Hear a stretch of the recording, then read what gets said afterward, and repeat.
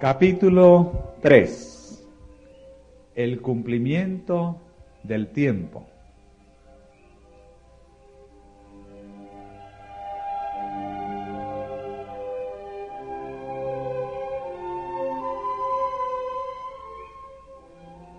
Mas venido el cumplimiento del tiempo, Dios envió a su Hijo, para que redimiese a los que estaban debajo de la ley, a fin de que recibiésemos la adopción de hijos. La venida del Salvador había sido predicha en el Edén. Cuando Adán y Eva oyeron por primera vez la promesa, esperaban que se cumpliese pronto. Dieron gozosamente la bienvenida a su primogénito, esperando que fuese el libertador. Pero el cumplimiento de la promesa tardó. Los que la recibieron primero murieron sin verlo. Desde los días de Enoc, la promesa fue repetida por medio de los patriarcas y los profetas, manteniendo viva la esperanza de su aparición. Y sin embargo, no había venido. La profecía de Daniel revelaba el tiempo de su advenimiento, pero no todos interpretaban correctamente el mensaje. Transcurrió un siglo tras otro, y las voces de los profetas cesaron. La mano del opresor pesaba sobre Israel, y muchos estaban listos para exclamar: se han prolongado los días, y fracasa toda visión.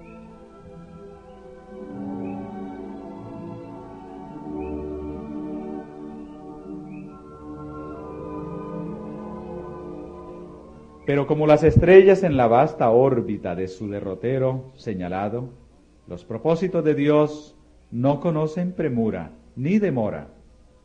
Por los símbolos de las densas tinieblas y el horno humeante, Dios había anunciado a Abraham la servidumbre de Israel en Egipto, y había declarado que el tiempo de su estadía allí abarcaría 400 años. Después de esto, dijo Dios, saldrán con grande riqueza. Y contra esta palabra se empeñó en vano todo el poder del orgulloso imperio de los faraones. En el mismo día, señalado por la promesa divina, salieron todos los ejércitos de Jehová de la tierra de Egipto. Así también fue determinada en el concilio celestial la hora en que Cristo había de venir.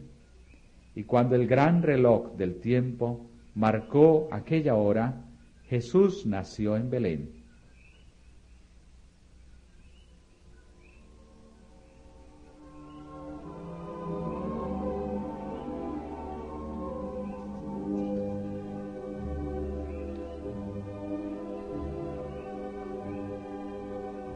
Mas venido el cumplimiento del tiempo, Dios envió a su Hijo.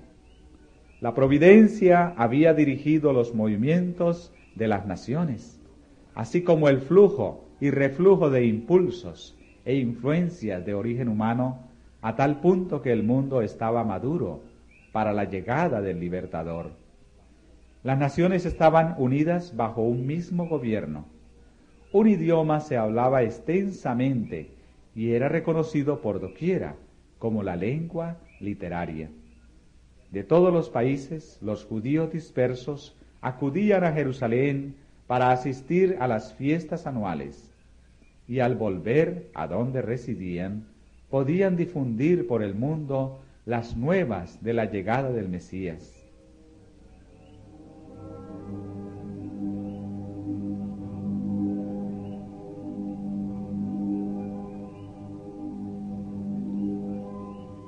En aquel entonces, los sistemas paganos estaban perdiendo su poder sobre la gente. Los hombres se hallaban cansados de ceremonias y fábulas. Deseaban con vehemencia una religión que dejase satisfecho el corazón. Aunque la luz de la verdad parecía haberse apartado de los hombres, había almas que buscaban la luz, llenas de perplejidad y tristeza.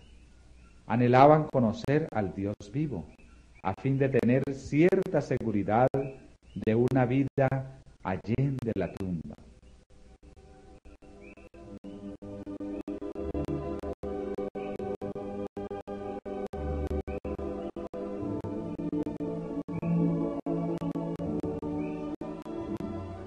Al apartarse los judíos de Dios, la fe se había empañado y la esperanza casi había dejado de iluminar lo futuro. Las palabras de los profetas no eran comprendidas. Para las muchedumbres, la muerte era un horrendo misterio. Más allá, todo era incertidumbre y lobreguez. No era sólo el lamento de las madres de Belén, sino el clamor del inmenso corazón de la humanidad, el que llegó hasta el profeta a través de los siglos. La voz oída en Ramá, grande lamentación, lloro y gemido. Raquel que llora a sus hijos, y no quiso ser consolada, porque perecieron. Los hombres moraban sin consuelo, en región y sombra de muerte. Con ansia en los ojos, esperaban la llegada del Libertador, cuando se disiparían las tinieblas y se aclararía el misterio de lo futuro.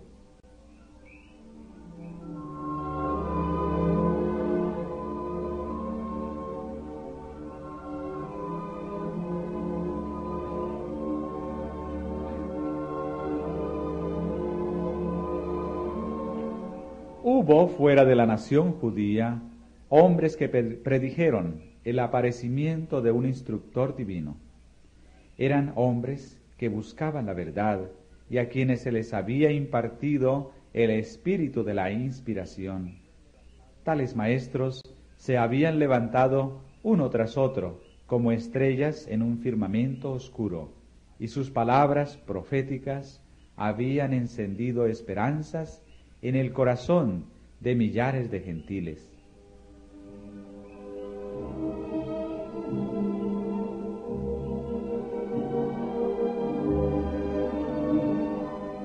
Desde hacía varios siglos, las escrituras estaban traducidas al griego, idioma extensamente difundido por todo el Imperio Romano.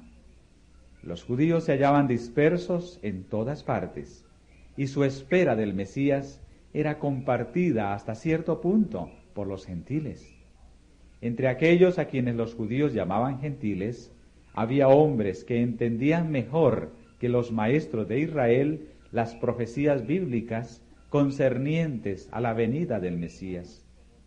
Algunos le esperaban como libertador del pecado. Los filósofos se esforzaban por estudiar el misterio de la economía hebraica, pero el fanatismo de los judíos estorbaba la difusión de la luz. Resueltos a mantenerse separados de las otras naciones, no estaban dispuestos a impartirles el conocimiento que aún poseían acerca de los servicios simbólicos. Debía venir el verdadero intérprete, aquel que fuera prefigurado por todos los símbolos, debía explicar su significado. Dios había hablado al mundo por medio de la naturaleza, las figuras, los símbolos, los patriarcas y los profetas. Las lecciones debían ser dadas a la humanidad en su propio lenguaje. El mensajero del pacto debía hablar. Su voz debía oírse en su propio templo. Cristo debía venir para pronunciar palabras que pudiesen comprenderse clara y distintamente.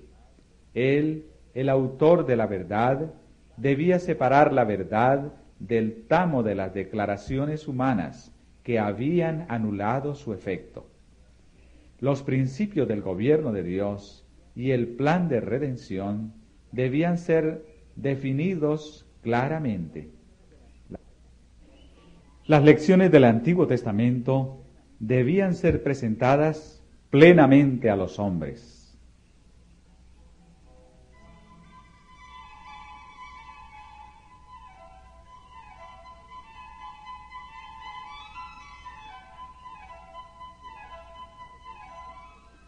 Quedaban, sin embargo, entre los judíos almas firmes, descendientes de aquel santo linaje por cuyo medio se había conservado el conocimiento de Dios.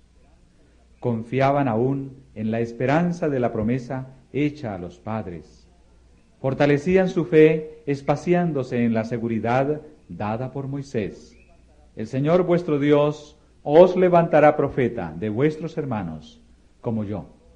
A él oiréis en todas las cosas que os hablare. Además, leían que el Señor iba a ungir a uno para predicar buenas nuevas a los abatidos, vendar a los quebrantados de corazón, publicar libertad a los cautivos y promulgar año de la buena voluntad de Jehová.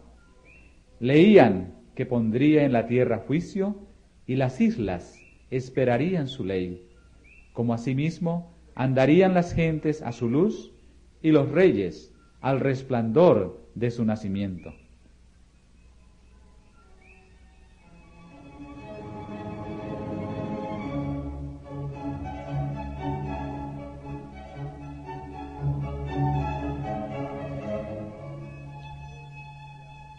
Las palabras que Jacob pronunciara en su lecho de muerte los llenaban de esperanza.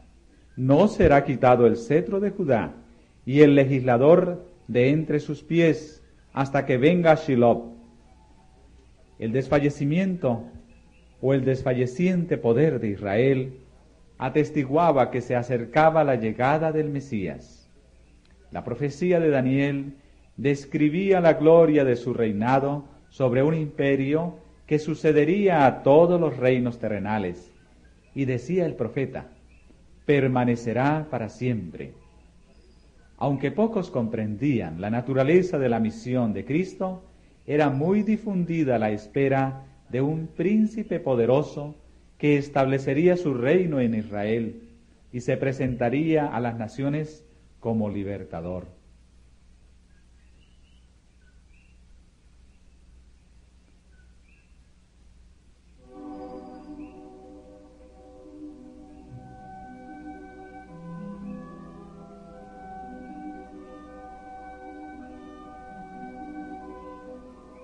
El cumplimiento del tiempo había llegado. La humanidad, cada vez más degradada por los siglos de transgresión, demandaba la venida del Redentor. Satanás había estado obrando para ahondar y hacer insalvable el abismo entre el cielo y la tierra. Por sus mentiras había envalentonado a los hombres en el pecado. Se proponía agotar la tolerancia de Dios y extinguir su amor por el hombre, a fin de que abandonase al mundo a la jurisdicción satánica.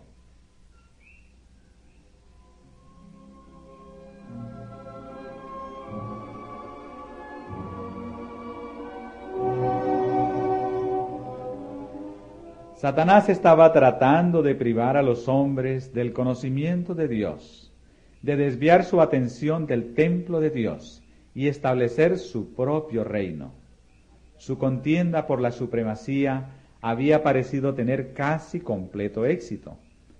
Es cierto que en toda generación Dios había tenido sus agentes. Aún entre los paganos había hombres por medio de quienes Cristo estaba obrando para elevar el pueblo de su pecado y degradación. Pero eran despreciados y odiados. A muchos se les había dado muerte. La oscura sombra que Satanás había echado sobre el mundo se volvía cada vez más densa.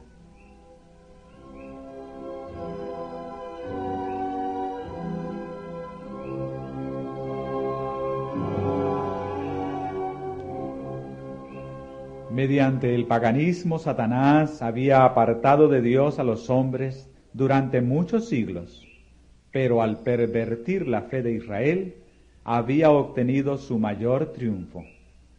Al contemplar y adorar sus propias concepciones, los paganos habían perdido el conocimiento de Dios y se habían ido corrompiéndose cada vez más. Así había sucedido también con Israel. El principio de que el hombre puede salvarse por sus obras, que es fundamento de toda religión pagana, era ya principio de la religión judaica. Satanás lo había implantado, y doquiera se lo adopte, Los hombres no tienen defensa contra el pecado.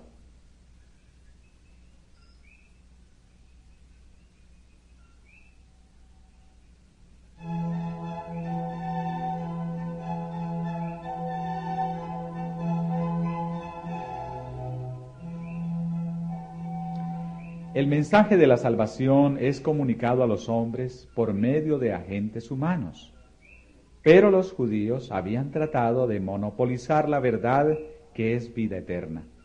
Habían atesorado el maná viviente que se había trocado en corrupción.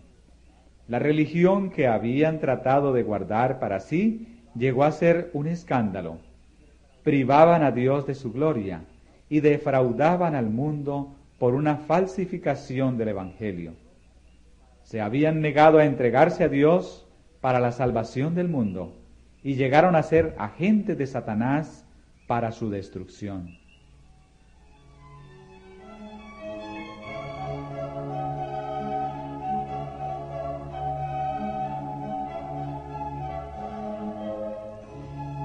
El pueblo a quien Dios había llamado para ser columna y base de la verdad, había llegado a ser representante de Satanás.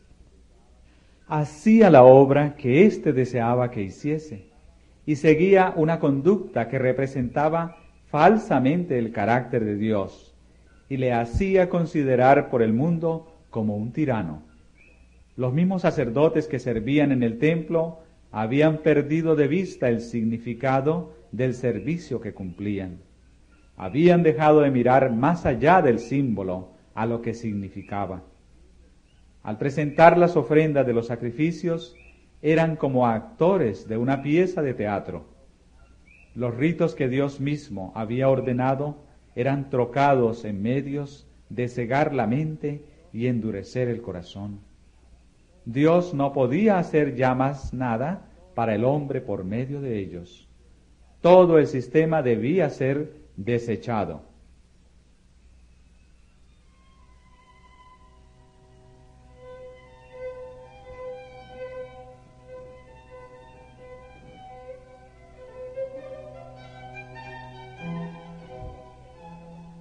El engaño del pecado había llegado a su culminación. Habían sido puestos en operación todos los medios de depravar las almas de los hombres. El Hijo de Dios, mirando al mundo, contemplaba sufrimiento y miseria. Veía con compasión cómo los hombres habían llegado a ser víctimas de la crueldad satánica. Miraba con piedad a aquellos a quienes se estaba corrompiendo, matando y perdiendo. Habían elegido a un gobernante que los encadenaba como cautivos a su carro. Aturdidos y engañados, avanzaban en lóbrega procesión hacia la ruina eterna, hacia la muerte en la cual no hay esperanza de vida, hacia la noche que no ha de tener mañana. Los agentes satánicos estaban incorporados con los hombres. Los cuerpos de los seres humanos, hechos para ser moradas de Dios, habían llegado a ser habitación de demonios. Los sentidos, los nervios, las pasiones, los órganos de los hombres eran movidos por agentes sobrenaturales en la complacencia de la concupiscencia más vil. La misma estampa de los demonios estaba grabada en los rostros de los hombres, que reflejaban la expresión de las legiones del mal que los poseían. Fue lo que contempló el Redentor del mundo. ¡Qué espectáculo para la pureza infinita! El pecado había llegado a ser una ciencia y el vicio era consagrado como parte de la religión. La rebelión había hundido sus raíces en el corazón y la hostilidad del hombre era muy violenta contra el cielo. Se había demostrado ante el universo que separada de Dios, la humanidad no puede ser elevada. Un nuevo elemento de vida y poder tiene que ser impartido por aquel que hizo el mundo.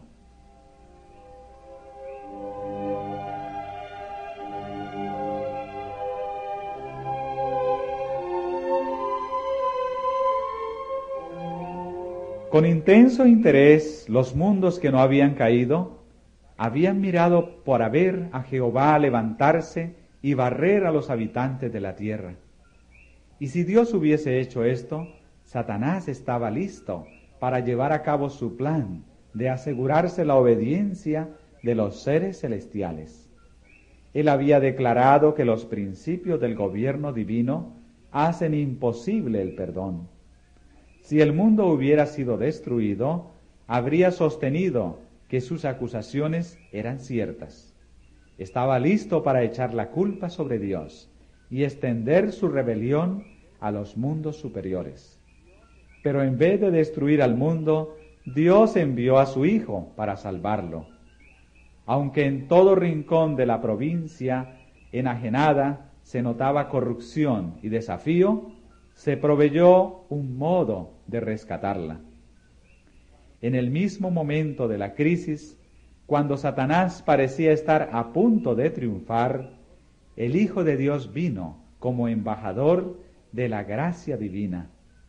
En toda época y en todo momento, el amor de Dios se había manifestado en favor de la especie caída.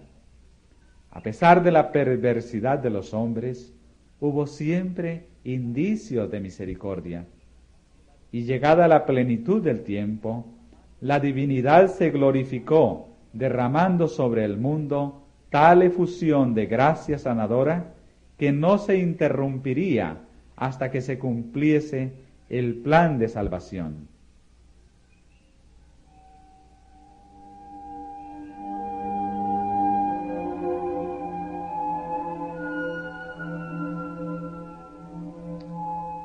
Satanás se estaba regocijando de que había logrado degradar la imagen de Dios en la humanidad. Entonces vino Jesús a restaurar en el hombre la imagen de su Hacedor. Nadie, excepto Cristo, puede amoldar de nuevo el carácter que ha sido arruinado por el pecado. Él vino para expulsar a los demonios que habían dominado la voluntad. Vino para levantarnos del polvo, para rehacer, según el modelo divino, el carácter que había sido mancillado, para hermosearlo con su propia gloria.